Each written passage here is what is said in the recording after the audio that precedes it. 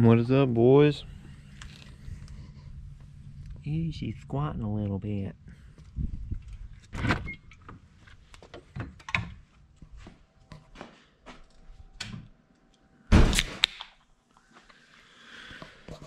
What is up, boys?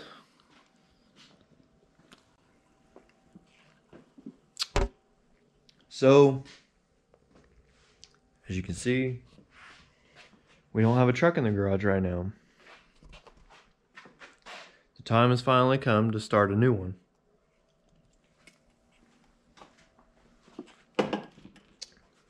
So today, we're going to move Chris's dually up here. We're going to move it up here to the garage. At least set it in here for tonight. That way we know for sure what has to be cleaned up here for the dually to fit all the way in here and the door shut. For now, our first goal is really just to pull the motor and transmission out of it. We're not reusing either one of them. And they were also part of the trade deal we made with my neighbor to get the white truck. We got that white extended cab that we got that motor out of, which, don't be fooled, it looks funny because it has 2 harnesses on it and 2 intake manifolds. So it looks like some wild shit, but it's just one motor.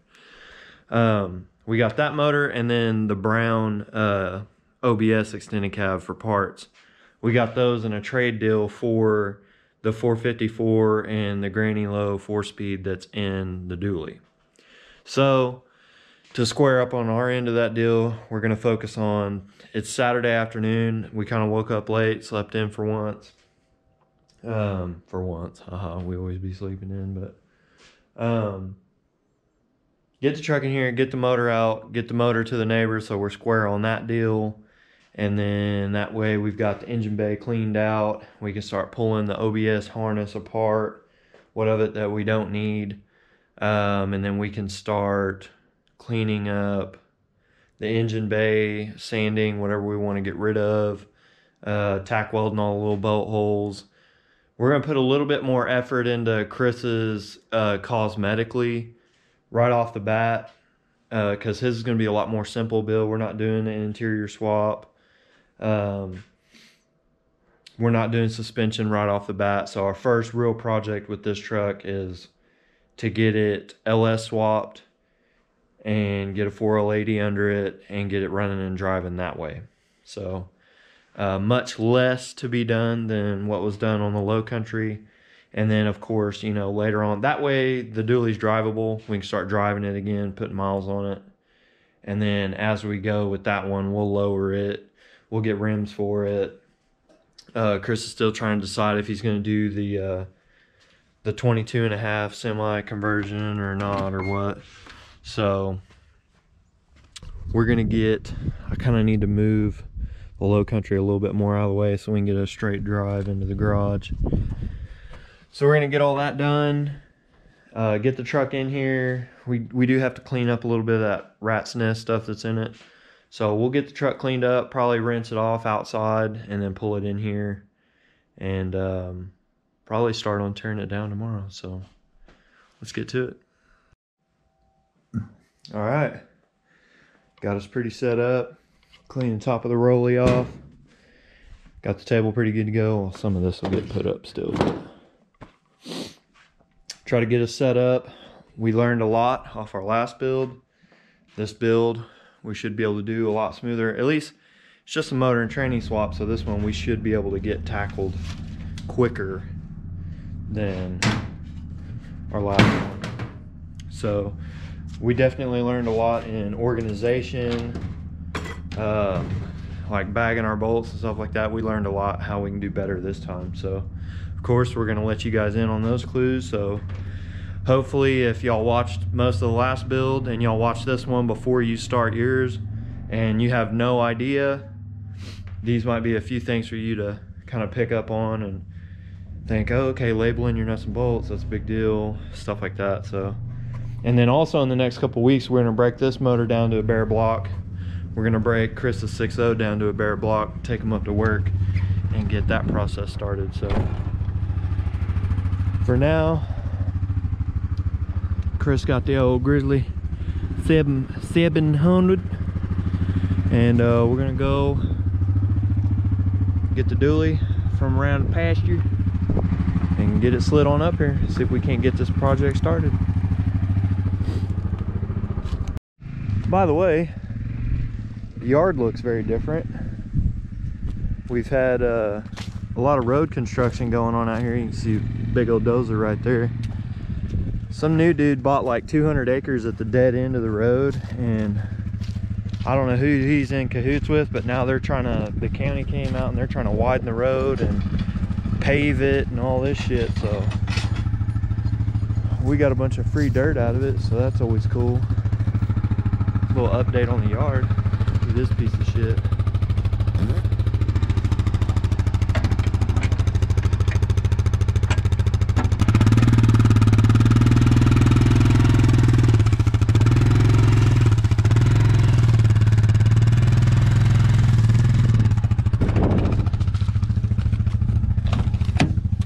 See if we can get this old girl up the road.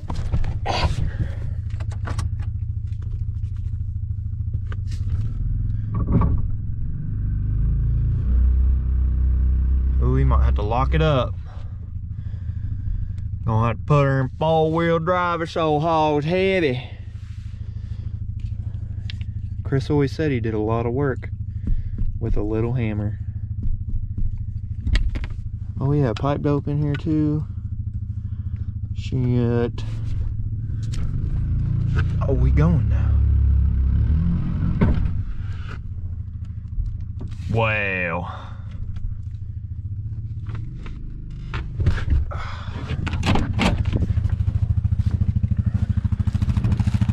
Popped her off.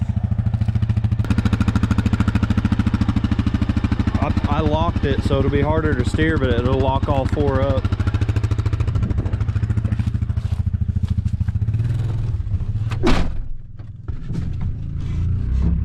There we go.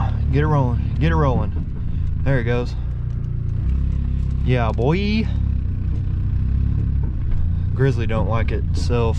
It gets worked a lot up here. That Grizzly does a lot more than it should.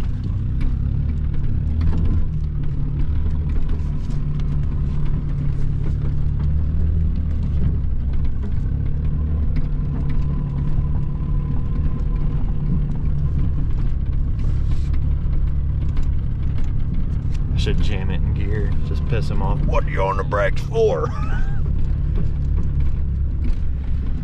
Woo, you gotta get that swing. Get the swing of the dang thing.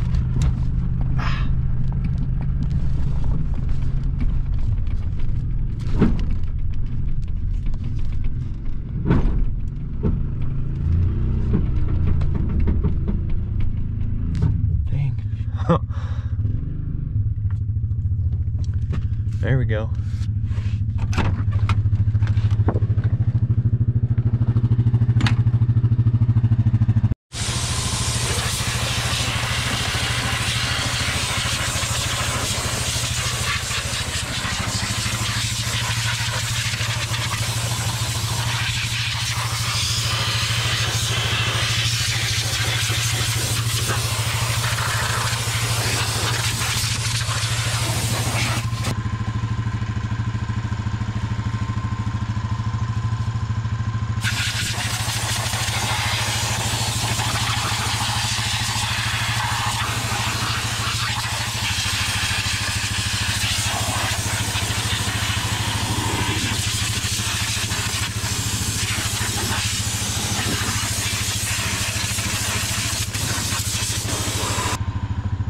Oh shit. He got drunk? Yeah, he did.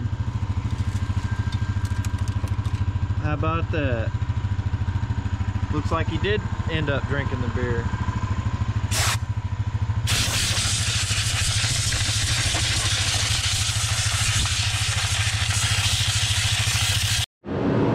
Well, she fits for now. I mean, the main thing we're just doing right here is we're going to do the start of the breakdown, get the hood off, probably at least get the fenders and core support loosened up, just make shit way easy, and then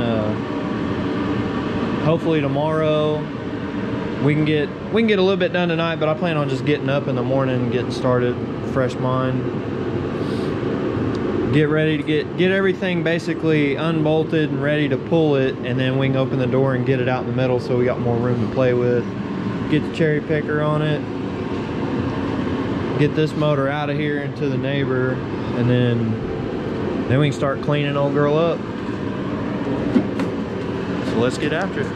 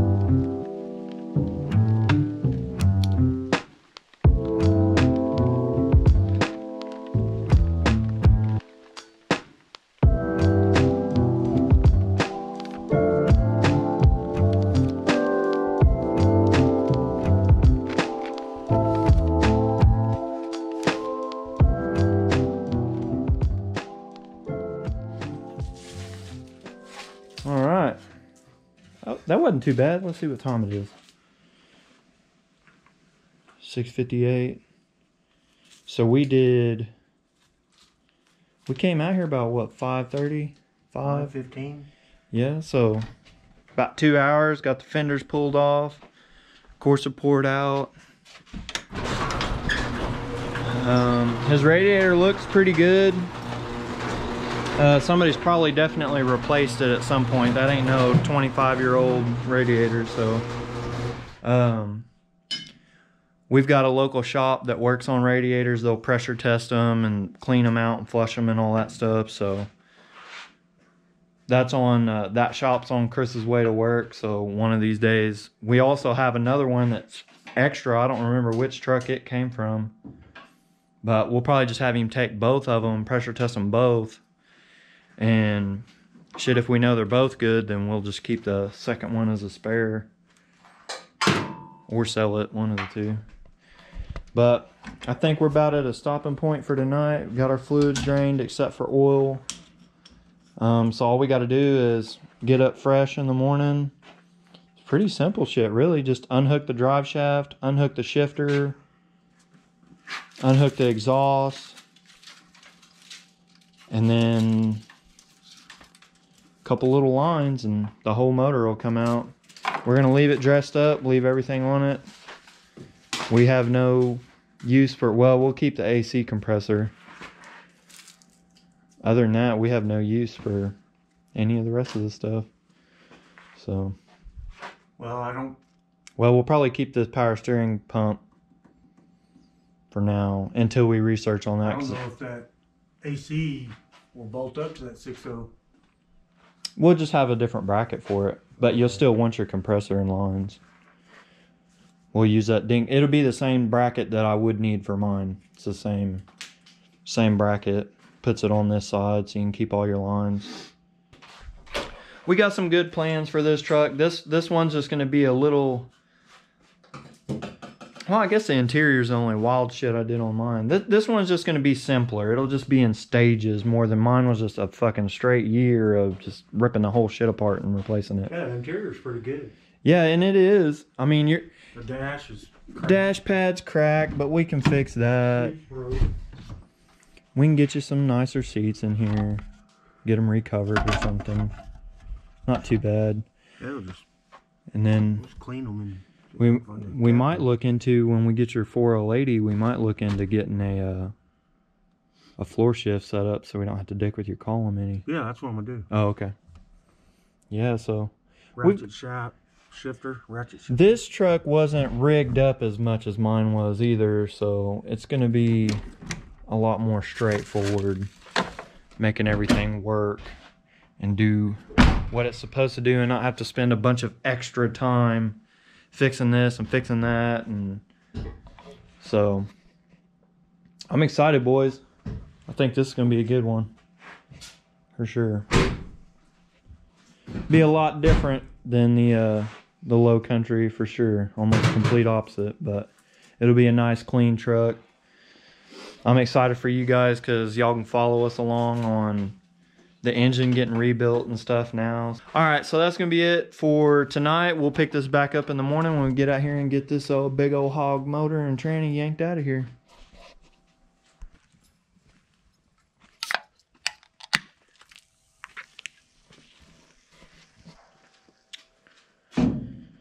Boys, morning.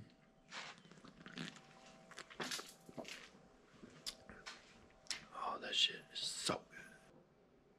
Man, I guess I don't need to unhook a whole lot. I guess just main stuff to the harness. Probably just mainly most of the stuff up top. Get all that shit yanked off and shit, rip her on out. Hook up the picker. And get her out. So our dogs are idiots. Our dogs bark at the neighbor's dogs that have been the same dogs that have lived next to each other for the past 5 years, and they run up and down the fence barking at each other every freaking day. It's the wildest shit. But anyways, pick up where we left off last night. Just got to finish unhooking all the sensor stuff that's on the top of the motor that goes back to the harness. Get all these things unhooked and get the harness laid over. We can leave the plugs and all that hooked up. We got to pull the AC compressor off because we want to keep that with the truck. Get the dirty dingo bracket and all that for the LS, so Chris can keep his air. Something I should have done, but I wasn't thinking about it when I sold the V6 that came out of the white truck, so oh well. But that's something we learned to make sure we kept on Chris's, so still a win-win. And then other than that, it's a couple lines here and there, and drive shaft and exhaust, and we're out. And the shifter. Let's get to it.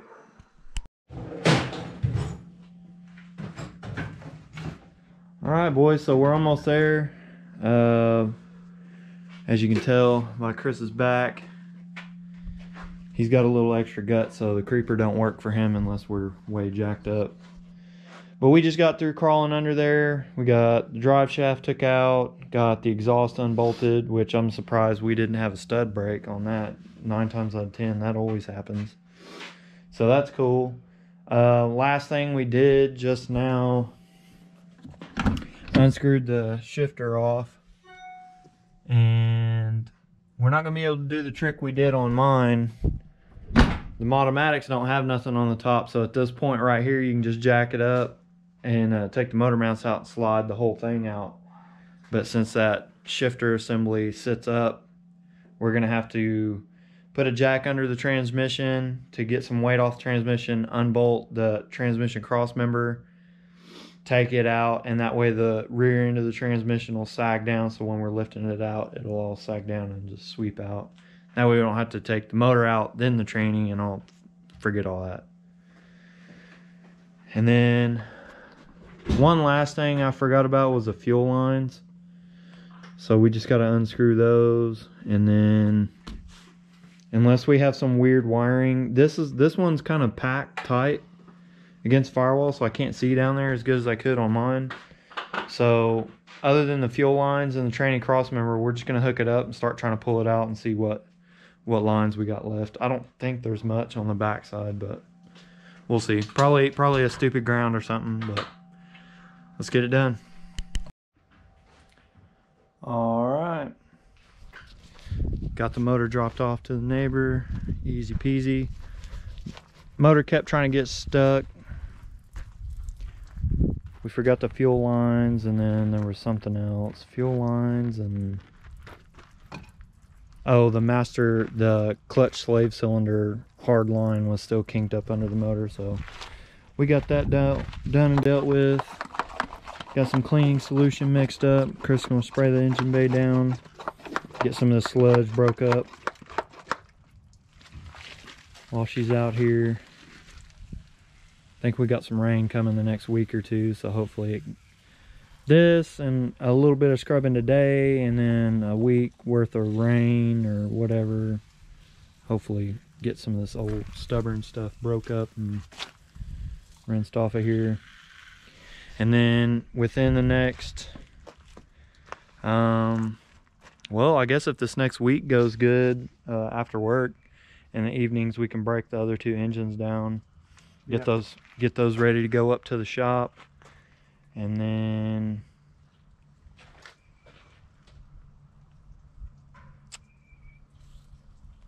well, we can just keep cleaning up on this one, start trying to order motor mounts and get a harness ordered, trying to find a 4L80, and then other than that, about right. We do got one pull apart trip to go do. We'll need to get a 96, 7 or 8 throttle cable, and then we'll need to get some fuel lines and stuff ordered. Gotta pump it up. Oh, it's empty. So I'll pick this back up once we get the engine bay a little cleaned up, so you can get an idea of what it's worth. Just trying to spray the stuff down and hose it off while you got it out. See, this side didn't get caked as bad, but you can tell we had a power steering leak over here. Gearbox is all corroded over. All the suspension. Probably had a brake fluid leak over here. And then this whole frame rail, everything's just all gunked up. So we'll try to get it broke up, cleaned off, and then probably end this one off after that.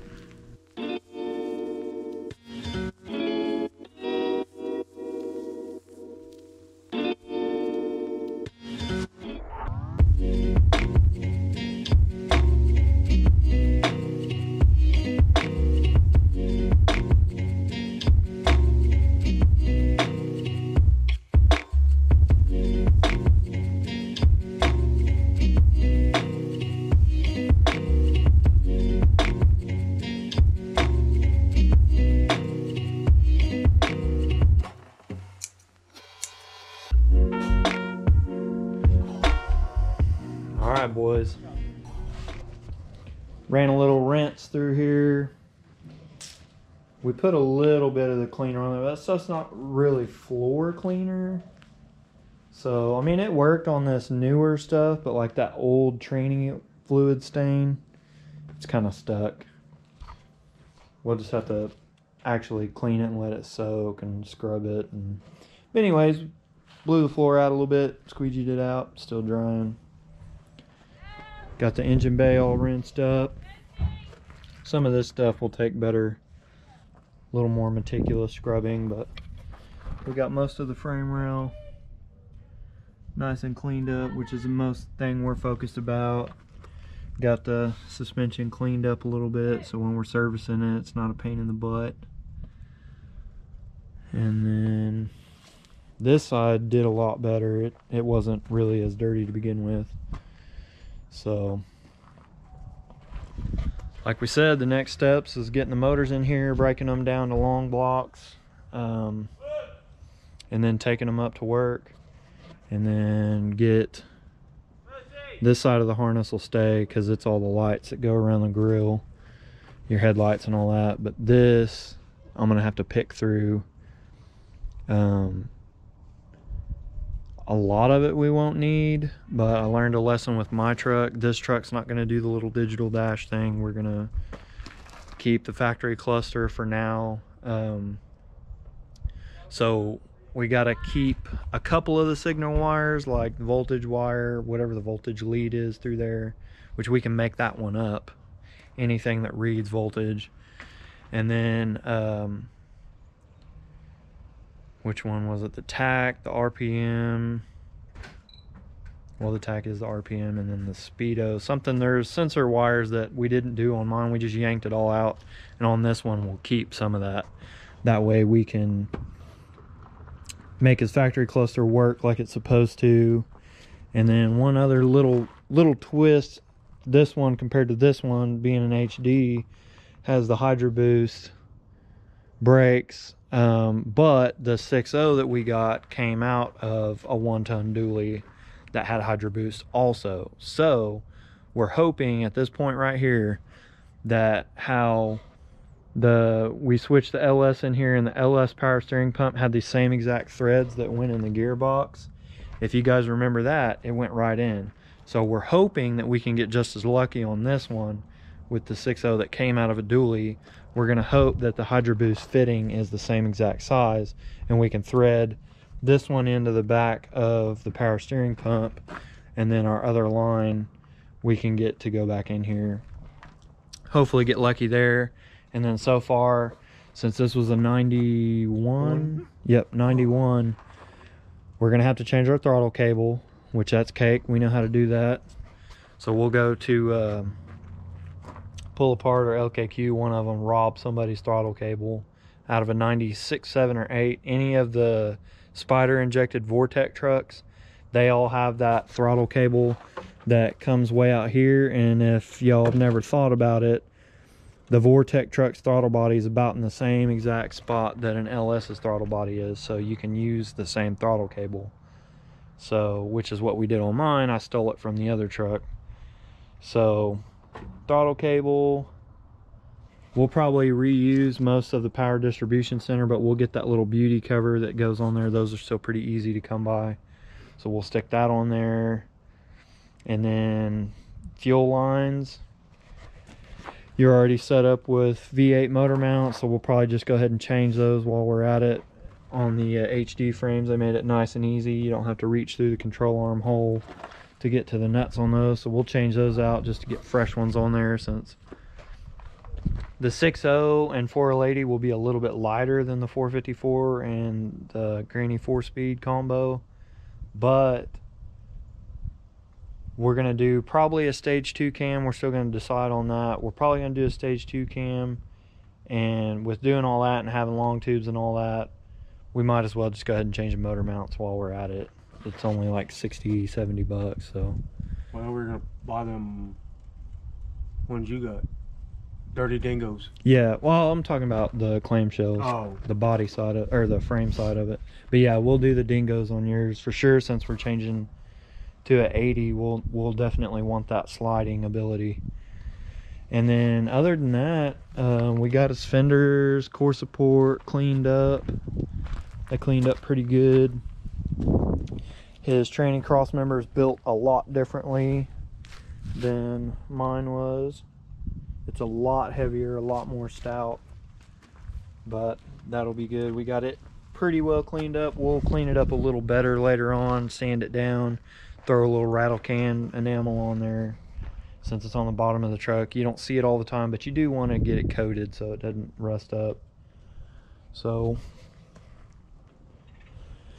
pretty good progress in 2 days, at least getting the fire lit.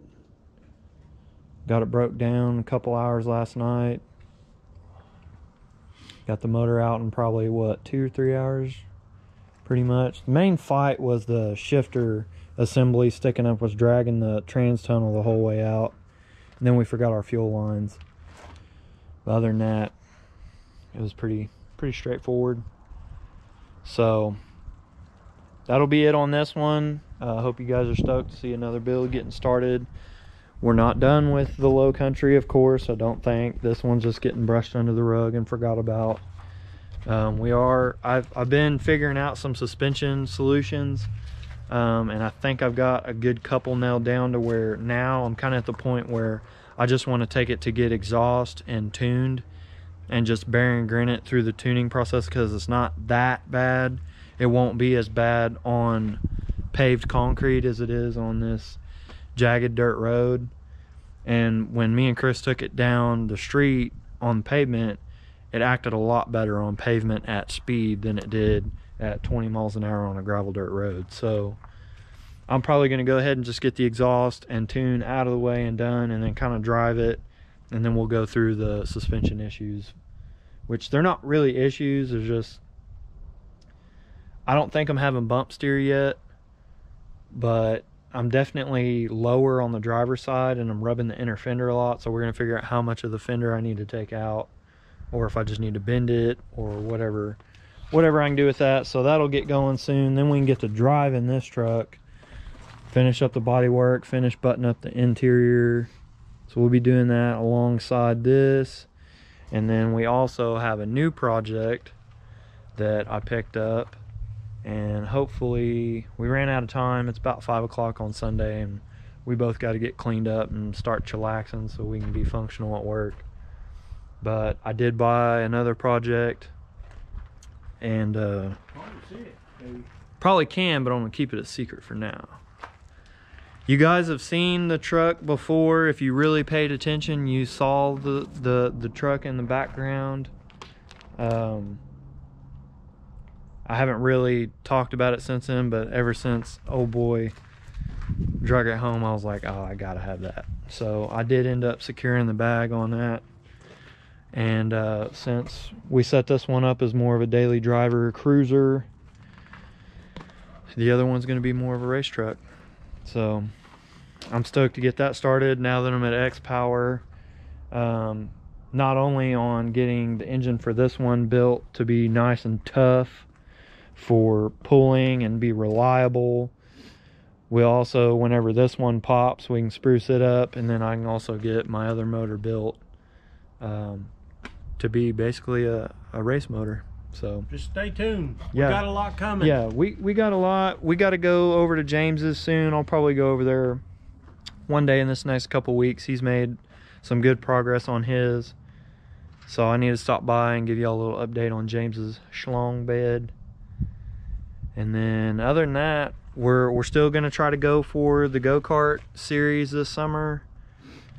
It's kind of in the air right now because with my new job at X Power, I will be running a YouTube channel for them, and well, you do race car stuff all summer on the weekends, so we'll see how that works out. I should still be able to get a couple race weekends in here and there. I just think we're probably not going to do more than one a month, because I know with race season, they've already told me to get ready every damn weekend. Every Friday, we don't work on Friday. We're loading up the trailers, getting the cars ready to go wherever we're going, travel, race for 2 days, and rush back home and get back to work Mondays. So I'm excited to be something different in life. We're also trying to get a shop going, a legit one.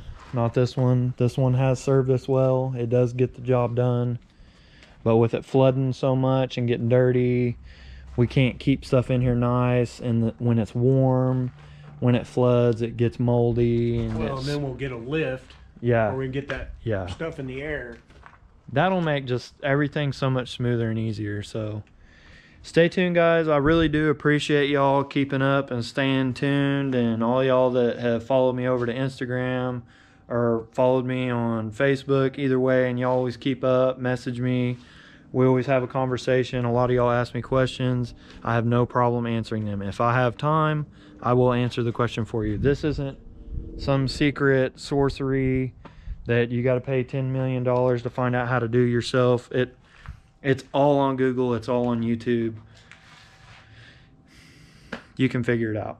If my idiot ass can figure it out, and I'm really dumb. He's done it back in the day, but it's been some years since he's done a lot of hardcore wrenching. So between me being new and him having to readjust to, this ain't 350 small blocks no more. This is all injected computer wired up bullshit.